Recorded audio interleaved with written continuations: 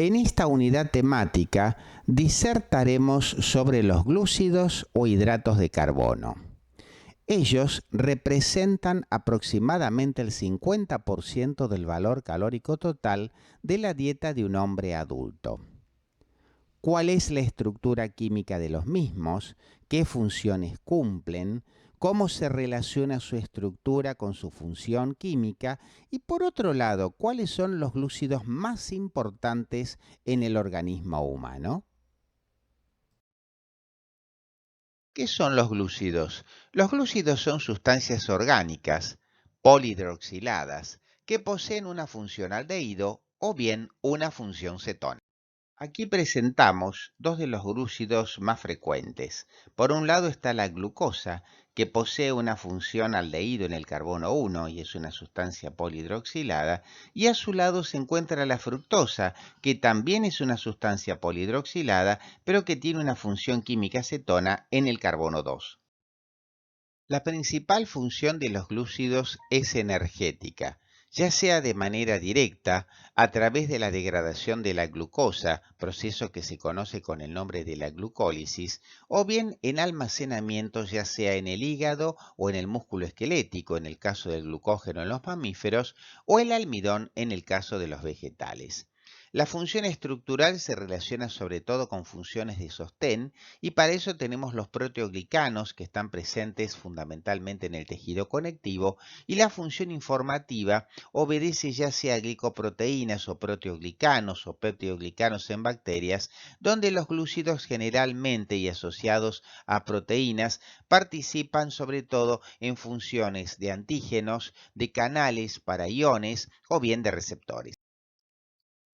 Las enfermedades que se relacionan con los glúcidos tienen que ver en primer lugar con las hipoglucemias, que quizás sean las manifestaciones más frecuentes que ocurren cuando la glucosa baja en sangre, la diabetes mellitus, caracterizado ya sea por un déficit en la síntesis o actuación de la insulina a nivel del cuerpo, la intolerancia a la leche, las glucogenosis, que son enfermedades por almacenamiento debido a deficiencias hereditarias de enzimas, y finalmente las galactosemias, que también por deficiencias hereditarias de enzimas en el metabolismo de la galactosa lleva a trastornos como ser el retraso mental y la ceguera, entre otros trastornos.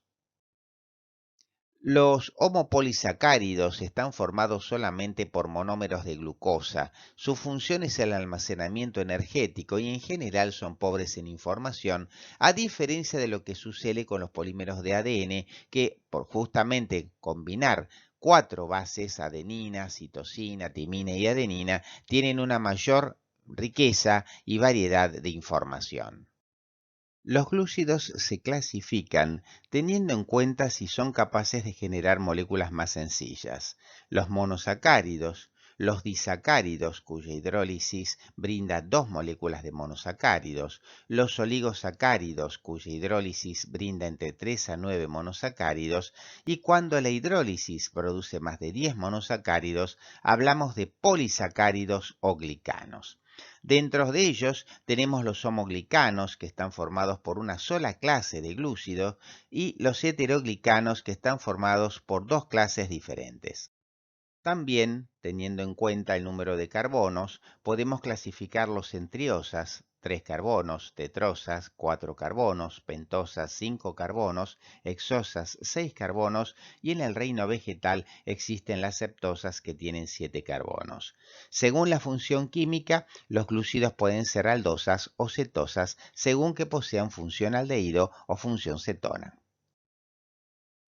Algunas de las combinaciones, por ejemplo, aquellos glúcidos que tienen 3 carbonos y una función aldehído, el mejor ejemplo es el gliceraldehído. Aquellos glúcidos que tienen 3 carbonos y una función cetona, el mejor ejemplo es la dihidroxiacetona. También podríamos hablar de las pentosas. La ribosa es una aldopentosa, la ribulosa es una cetopentosa, la glucosa y galactosa son aldohexosas y finalmente la fructosa es una cetohexosa. Los glúcidos tienen tres propiedades físico-químicas: su poder reductor, la presencia de isomería y la formación de enlaces hemiacetálicos. Dentro de las variables químicas que tienen los mismos se encuentran los desoxiazúcares, las hexosaminas y los ácidos urónicos. Poder reductor. ¿Qué se entiende por reducción y qué se entiende por oxidación? Reducir significa sacar oxígeno de una molécula o bien entregarle electrones o átomos de hidrógeno. Por el contrario, oxidar implica aportar oxígeno o quitar electrones o átomos de hidrógeno de una determinada molécula. El poder reductor de un glúcido se puede determinar mediante la adición del reactivo de Fehling. Este reactivo característicamente es de color azul por tener cobre al estado cúprico. En presencia de un glúcido reductor, el reactivo de Fehling inmediatamente adquiere una coloración rojiza, ya que el cobre se transforma en cuproso. Este reactivo es utilizado para detectar la presencia de aldosas en general en soluciones diversas. Vamos a estudiar a continuación la isomería de los glúcidos. Vamos a conocer el concepto de epímeros, qué es la serie D mayúscula y L mayúscula, y qué son los isómeros ópticos, ya sean dextro o levo-rotatorios. En primer lugar tenemos los epímeros, que son aquellos isómeros que difieren entre sí en la configuración alrededor de un solo átomo de carbono. Por ejemplo, la glucosa y la galactosa con respecto a la posición del oxidrilo en el carbono 4 o la glucosa y la manosa con respecto a la posición del oxidrilo en el carbono 2. La D-glucosa y la D-galactosa son epímeros con respecto al carbono 4. Si ustedes observan a la izquierda, la glucosa tiene el oxidrilo ubicado de la posición 4 a la derecha, en tanto que la galactosa tiene ese mismo oxidrilo ubicado a la izquierda. Por lo tanto, son epímeros, es decir, varían en la configuración alrededor de un solo átomo de carbono. Otro ejemplo de epímeros lo constituyen la glucosa y la manosa. Fíjense el oxidrilo de la posición 2 de la molécula de glucosa y el oxidrilo de la posición 2 de la manosa. En el caso de la glucosa, el oxidrilo está situado a la derecha y en el caso de la manosa está situado a la izquierda. En ambos casos, los dos son epímeros y difieren en la configuración en un solo carbono. El resto de la molécula es idéntica. Un carbono asimétrico es aquel al cual están unidos cuatro átomos o grupos de átomos diferentes.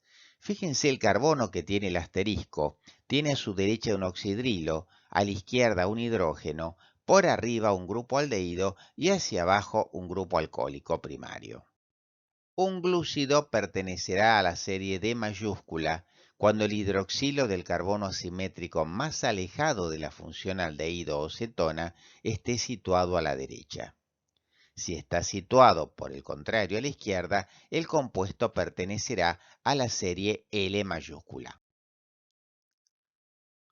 En el D-gliceraldehído, el oxidrilo del carbono asimétrico está situado a la derecha.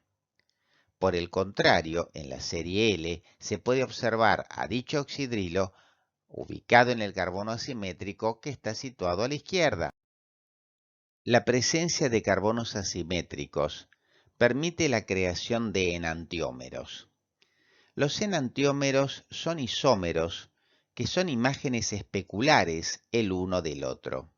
Obsérvese el mejor ejemplo, el caso de la D-glucosa y la L-glucosa, donde la posición de oxidrilos e hidrógenos en los carbonos asimétricos están enfrentados entre sí, dando una verdadera imagen en espejo.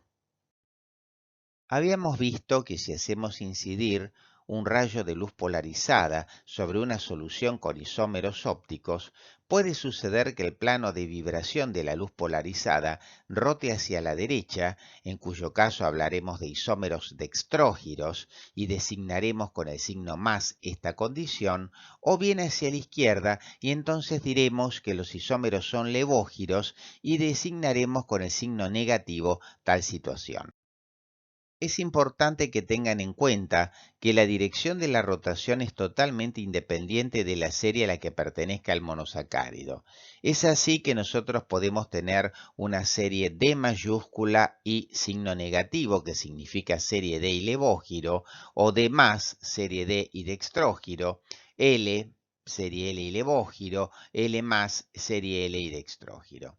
El signo más, como ustedes saben, indica que el compuesto es dextrógiro y el signo menos que es levógiro, y las series D o L, como ya habíamos visto, con respecto a la posición del oxidrilo del carbono más alejado del grupo funcional aldehído o cetona.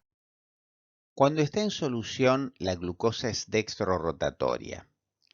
La solución más utilizada en la práctica diaria es la solución de glucosa en agua, que se conoce con el nombre de dextrosa o suero dextrosado.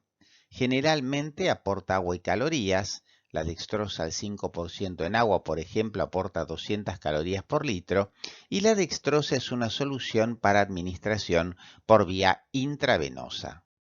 El enlace intramolecular que se establece entre la función aldehído o cetona y un hidroxilo unido a un carbono del mismo monosacárido recibe el nombre de hemiacetálico. En este tipo de unión no hay pérdida de agua.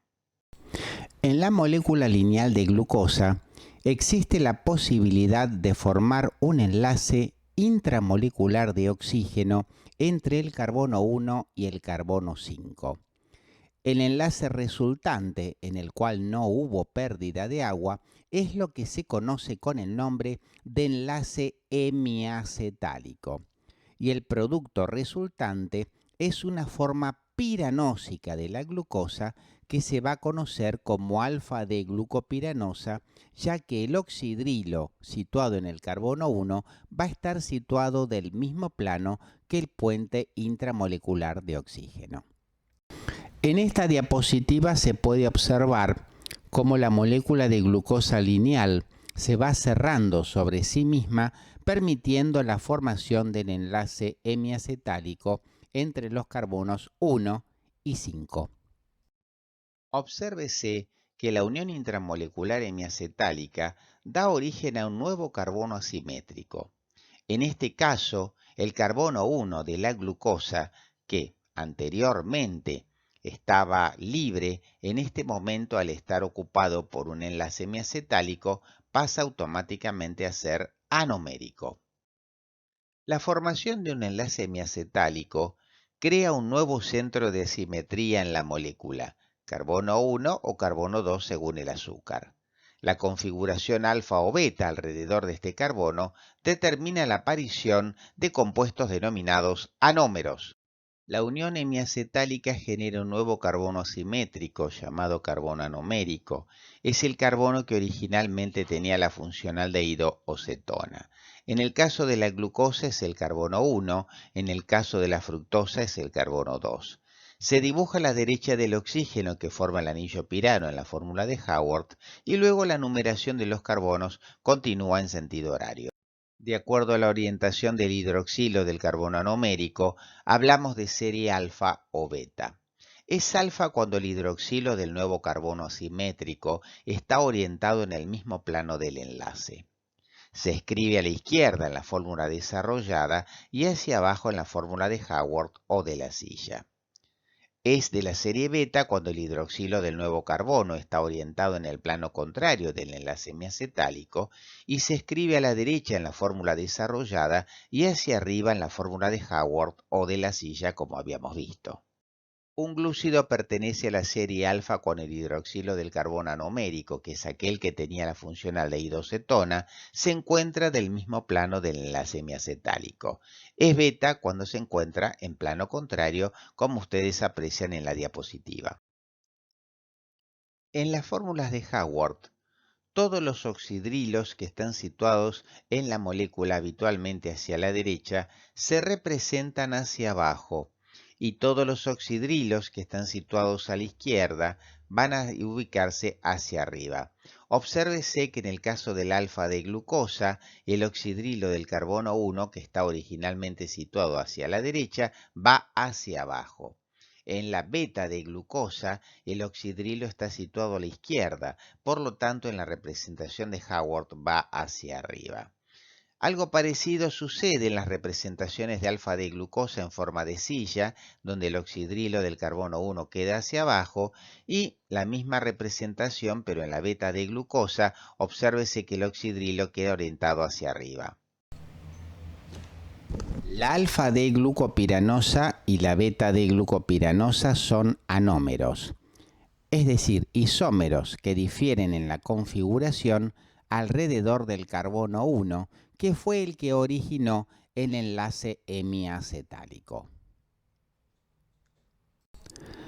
Cuando en el puente de oxígeno intramolecular quedan comprendidos 5 carbonos, se dice que la estructura tiene una analogía al pirano y por lo tanto será una estructura de tipo piranósica.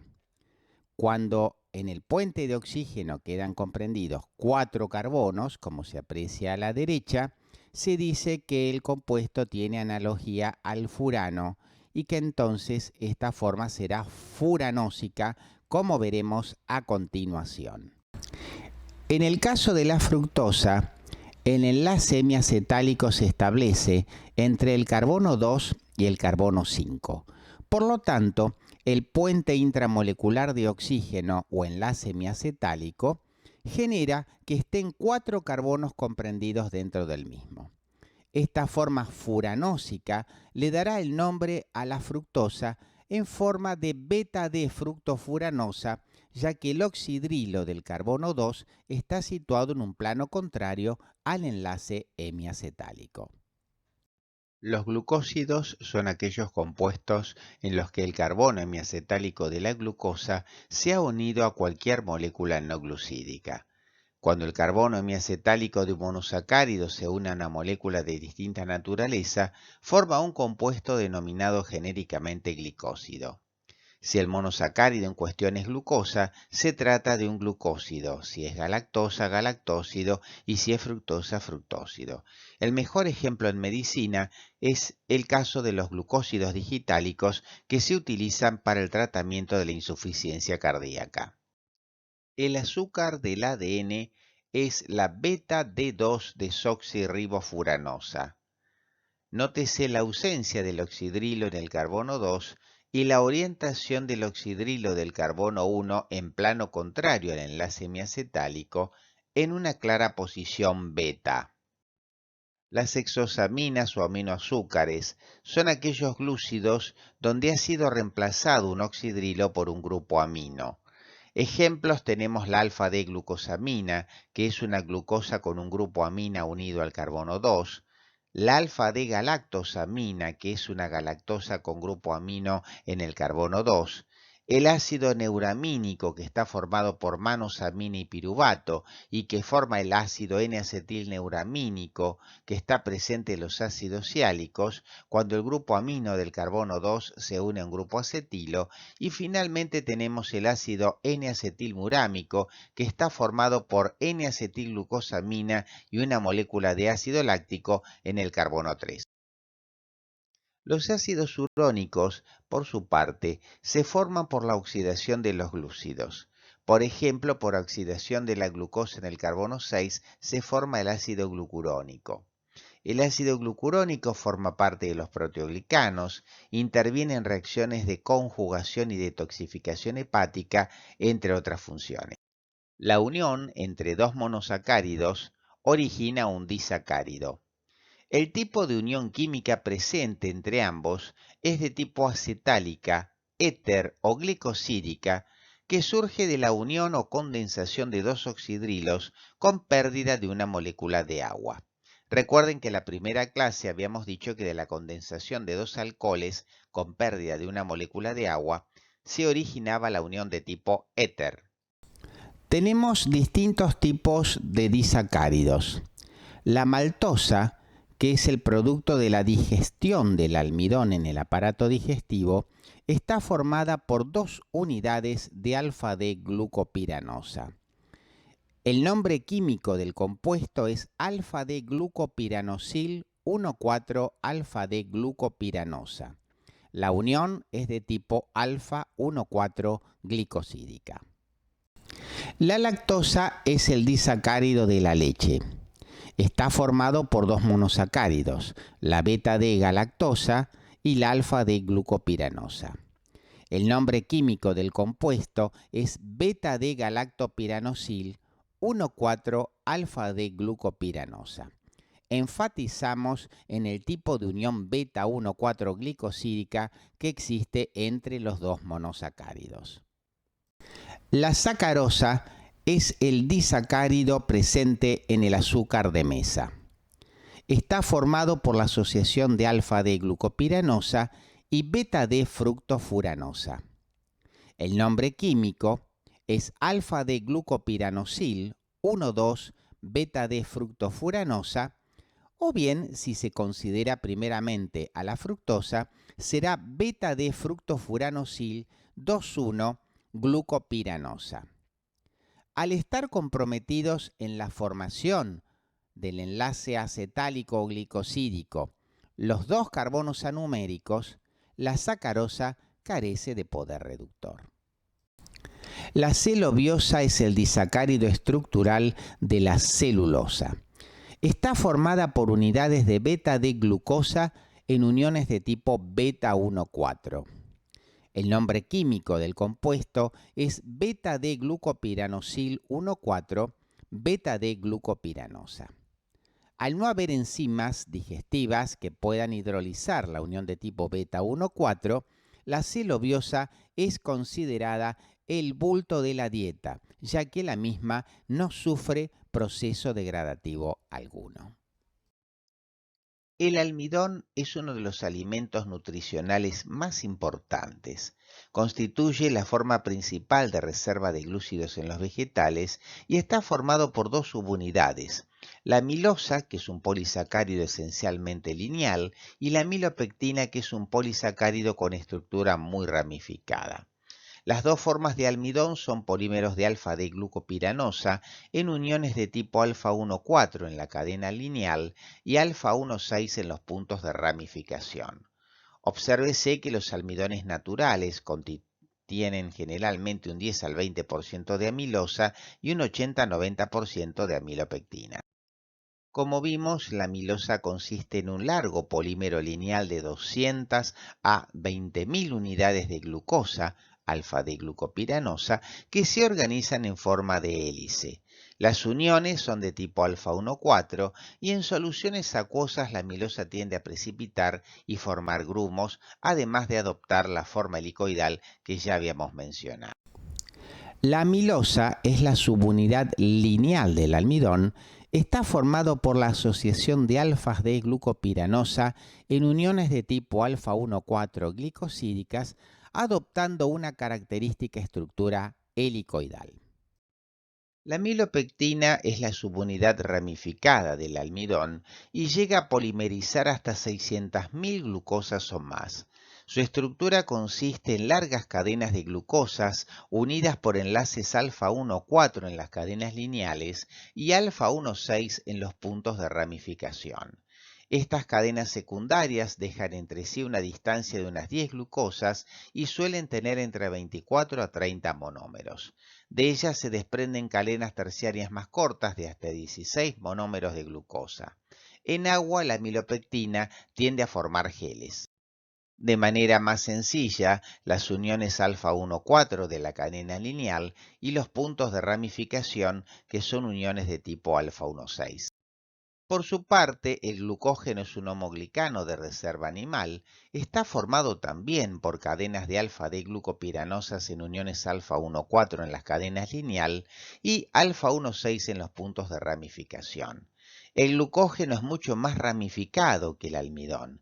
Existe una ramificación cada 8 a 12 unidades, formando un entramado altamente insoluble que rechaza el agua, y por otro lado los enlaces alfa 1,4 hacen que adopte una estructura helicoidal arrollada estrechamente. Los dos tejidos que sintetizan glucógeno principalmente son el hígado, que lo utiliza para regulación de la glucemia, y el músculo esquelético, que almacena glucógeno como reserva energética. En la aplicación clínica, Un paciente de 32 años nos consulta ya que sufrió un traumatismo de rodilla tras jugar un partido de fútbol. En el examen físico se observaba una gran inflamación de la rodilla con tumefacción, dolor y borramiento de los surcos pararotulianos. Debido al intenso edema, debió punzarse la rodilla para alivio y estudio del líquido sinovial. El mismo, en vez de salir en forma filante, como se hace habitualmente, salía gota a gota. Dejamos a consideración de ustedes averiguar cuáles son las características físicas normales del líquido sinovial y por otro lado repasar las características que presentan los heteroglicanos que pueden ser clasificados en proteoglicanos y glucoproteínas. Aquí tienen las diferencias. Los proteoglicanos, pese a lo que diría el nombre, tienen un mayor porcentaje de glúcidos. Están formados por disacáridos repetitivos que reciben el nombre de glicosaminglicanos o GAGs, poseen ácidos urónicos, son lineales, no requieren dolicol fosfato para su síntesis y generalmente la unión a la proteína lo hacen a través del trisacárido galactosa-galactosa-silosa. La función de los proteoglicanos es fundamentalmente estructural a nivel del tejido conectivo. Por su parte, las glucoproteínas tienen un mayor porcentaje de proteínas, no tienen disacáridos repetitivos o GAGs, no tienen ácidos urónicos, pueden ser lineales o ramificadas, sí requieren de la presencia del dolicol fosfato para su síntesis, y un dato que es interesante es el tipo de unión que establecen los glúcidos con las proteínas. La unión puede ser de tipo carbono-oxígeno como en las mucinas, carbono-nitrógeno como en el caso de las proteínas plasmáticas o galactosa-oxígeno como en el caso del colágeno. Las glucoproteínas pueden comprobar o pueden determinar muchas funciones, ya sean estructurales, informativas, dinámicas, proteínas plasmáticas, entre otras. Es interesante que ustedes puedan describir la estructura química del ácido hialurónico relacionando su estructura química con las características físicas y químicas del líquido sinovial. El ácido hialurónico, como heteroglicano, está formado por disacáridos repetitivos formados por beta-D-glucurónico y N-acetilglucosamina, constituyendo lo que se llama un glicosaminglicano. Gracias a su carácter ácido, existe la posibilidad de fijar sodio y el sodio arrastra agua y de esa manera justifica su carácter filante e hidratante. Cuando existe una inflamación de la rodilla, acuden leucocitos polimorfonucleares que presentan una enzima que se denomina hialuronidasa. La hialuronidasa típicamente despolimeriza a este glicosaminglicano, separando las uniones de beta-D-glucurónico de glucosamina, de tal manera que el líquido sinovial va a perder su carácter filante. De esta manera se justifica que al ser punzada la articulación de un sujeto con una tumefacción de la rodilla, el líquido haya salido gota a gota. Ahora pueden comparar las características físicas y químicas del líquido sinovial del paciente con las del líquido sinovial normal. Por otro lado, es importante que ustedes nos destaquen otro proteoglicano de importancia biomédica, describiendo su estructura química y su función. La heparina se encuentra en los gránulos de células cebadas o mastocitos en el tejido conectivo. Se la utiliza como un potente anticoagulante en medicina y por otro lado también participa en el aclaramiento del plasma sanguíneo después de una comida rica en grasas. Estructuralmente consiste en una unidad disacárida formada por ácido urónico y glucosamina en enlaces de tipo beta-1,4. Se encuentran también ácidos glucurónico y durónico, en mayor proporción, y muchas de las glucosaminas que forman parte de la heparina están sulfatadas, unas pocas acetiladas. Los sulfatos se unen al carbono 6 de la glucosamina y al carbono 2 del ácido urónico. La presencia de tantos restos sulfatos otorgan a la heparina un carácter fuertemente ácido. La heparina es la macromolécula con mayor densidad de cargas negativas. Los enlaces glicosídicos que se establecen entre los disacáridos son de tipo generalmente de tipo alfa 1,4. Gracias a estas cargas negativas, la heparina puede interactuar con una gran variedad de proteínas, enzimas, inhibidores de enzimas, proteínas de la matriz extracelular y citoquinas. La inmunoglobulina G está formada principalmente por proteínas. Sin embargo, tiene una porción glucídica muy pequeña que se relaciona con su vida media. En la medida que la inmunoglobulina G va envejeciendo, la porción glucídica se va degradando y de esa manera la inmunoglobulina G puede ser degradada por el sistema monocito macrófago.